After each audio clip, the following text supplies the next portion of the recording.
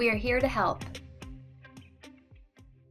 The fourth-order Runge-Kutta method is used to approximate first-order differential equations in the following form with an initial condition. The goal is to approximate y at a certain known point in time t. The Runge-Kutta method is iterative, which means calculating the next step requires the answer from the previous step. We use the following formula for the Runge-Kutta fourth order, where h is the step size, k1 is the slope at the beginning of the interval starting from tn to the point at which we want to estimate y of t at, k2 is the slope at the midpoint of the interval using yn and k1, k3 is the slope at the midpoint of the interval using yn and k2, and k4 is the slope at the end of the interval using yn and k3.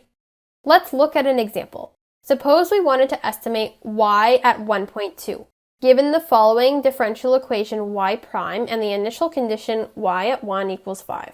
For this example, we will use a step size of 0.1. For the first iteration of the Runge-Kutta method, we calculate y at 1.1, since this is the next step up from the initial condition y at 1, using the step size of 0.1. We will first calculate the values for k1, k2, k3, and k4. Then plug them into the equation for y. Now we can proceed to the next iteration.